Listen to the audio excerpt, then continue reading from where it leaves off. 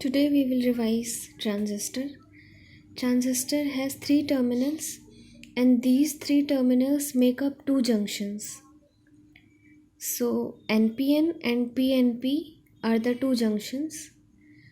P terminal से holes emit होंगे, N terminal से इलेक्ट्रॉन एमिट होंगे.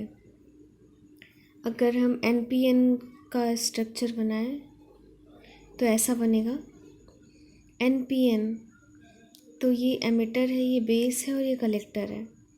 एमिटर हैविली डोप्ड होता है मॉडरेट साइज़ में, बेस थिनेस्ट होता है लो डोपिंग का, और जो कलेक्टर होता है वो लार्ज साइज़ में होता है और मॉडरेटली डोप्ड होता है. सो ऐसा कुछ स्ट्रक्चर होगा. अब अगर हम सिंबल देखें दोनों जंक्शंस के, तो P से हमेशा जो है ऐसे करंट जाएगी. NPN में बीच में जो है यहाँ से निकलता हुआ ये डायरेक्शन होगा, और PNP में तो मतलब P यहाँ पे एमिटर है तो ऐसा डायरेक्शन होगा. यहाँ पे जो बेस होगा वो P का होगा. ऐसे करके ये हमारा सर्किट सिंबल बन जाएगा. Current flows from P to N side. So IE current will be equal to IB plus IC. IE से निकल के इन दोनों में जा रहा है. ये हमारी नेट इक्वेशन है और ये हमेशा याद होनी चाहिए. बेस करंट एम्प्लीफिकेशन फैक्टर को हम बीटा कहते हैं. बेस करंट ध्यान रखना. Then emitter current amplification factor को हम अल्फ़ा बोलेंगे. बीटा होता है IC अपॉन IB और अल्फ़ा होता है IC अपॉन IE. तो याद करने के लिए ऊपर हमेशा IC होगा, मतलब कलेक्टर वाला, एंड वाला. ठीक है, कलेक्टर एंड में आता है ना, तो ऊपर एंड वाली चीज़ होगी. और अगर base current amplification factor beta चाहिए तो नीचे IB से डिवाइड कर देंगे बेस करंट से, और अगर emitter current amplification factor alpha चाहिए IE से, एमिटर करंट से डिवाइड कर देंगे.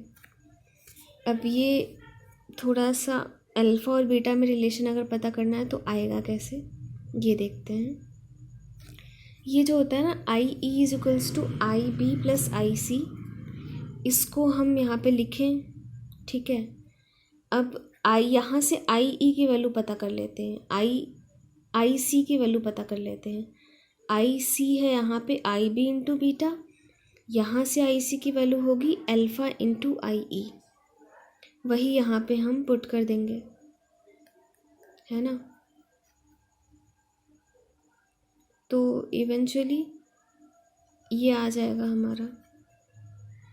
या एक तरीका ये हो सकता है जैसा आप इस पिक्चर में देख रहे हैं, alpha beta upon beta plus 1 और beta alpha upon 1 minus alpha. Voltage gain का एक और फॉर्म, वोल्टेज होता है हमारा I इंटू आर.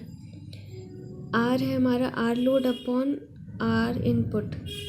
इसमें बीटा से जो है current, base current amplification factor से मल्टीप्लाई करेंगे तो हमारा वोल्टेज गेन आ जाएगा. देन और भी कुछ पॉइंट्स होते हैं, ये वही डिराइव करने का तरीका है.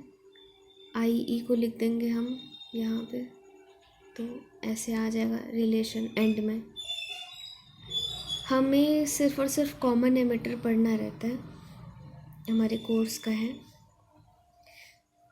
वोल्टेज गेन है V output upon V input. So जो पीछे हमने फॉर्मूला देखा उसको पता करने का यही तरीका होता है. Voltage gain V output upon V input मतलब I output into R output upon V in, I input upon R input. तो ये डिवाइड करेंगे तो यहाँ पे ये वाला पार्ट हो जाएगा, बीटा बन जाएगा, और ये हमारा R into R load R input. Load resistance और इनपुट रेसिस्टेंस से डिवाइड करके बीटा से मल्टीप्लाई कर देंगे तो वोल्टेज गेन आ जाएगा. देन पावर गेन की बात करें, अगर पावर होता है VI, मतलब वापस से I वाले टर्म का मल्टीप्लिकेशन होना है. वी में, तो वापस से बीटा का मल्टीप्लिकेशन करेंगे तो beta square R output upon R input आ जाएगा। सो पावर गेन को हम ए पी से लिख देते हैं, वोल्टेज गेन को ए वी लिख देते हैं। फिर ये फाइनल वही रिलेशन है जो ध्यान रख सकते हैं। उसके बाद वही जो टेबल हम बना सकते हैं, एमिटर की हाई डोपिंग, बेस की लो और कलेक्टर की moderate. Area of cross section की बात करें तो जो कलेक्टर है, जो सारी चीज़ों को कलेक्ट कर रहा है, उसका सबसे ज़्यादा एरिया बेस का मिनिमम होगा। इसको लो रखें, कम रखें दोनों केस में, और एमिटर का मीडियम एरिया होगा। सो ये ग्राफ कभी कभी पूछ सकते हैं, कट ऑफ में ऐसा बनेगा, एक्टिव रीजन में ऐसा बनेगा और सैचुरेशन में ऐसा बनता है, वी आउटपुट में और वी इनपुट में। देन ये टेबल भी ध्यान रखी जानी चाहिए कि अगर बीई जंक्शन है और बीसी जंक्शन है तो बीई को हमने फॉरवर्ड किया और बीसी को भी फॉरवर्ड किया तो सैचुरेशन करंट आ जाएगी, ठीक है, ये वाली। अगर हमने बीई को फॉरवर्ड किया और बीसी को रिवर्स कर लिया तो एक्टिव रीजन एम्पलीफायर की तरह बिहेव करेगा। और फिर यही है, बीई को रिवर्स, बीसी को फॉरवर्ड, तो इन्वर्स एक्टिव हो जाएगा उल्टा इसका, और दोनों रिवर्स हो जाएंगे तो cut off, switch off region हो जाएगा। देन कुछ और केसेस हो जाते हैं जो हम ध्यान रख सकते हैं। ये वही याद करने का तरीका है, एक्टिव रीजन में ई बी सी, तो ई बी को फॉरवर्ड कर दिया और बी सी को रिवर्स कर दिया। तो ये एक लेक्चर के नोट्स हैं आशीष अरोड़ा सर के। सो ये सारे वही ऑपरेटिंग रीजंस हो जाते हैं। हम इससे कंफर्म कर सकते हैं इस ग्राफ से, इसी से हम ये ग्राफ बनाएंगे, इस सर्किट से हम ये ग्राफ बनाएंगे।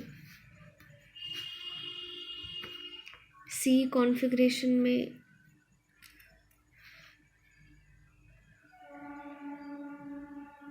आउटपुट वोल्टेज 180 डिग्री होता है, 180 degree out of phase with input voltage.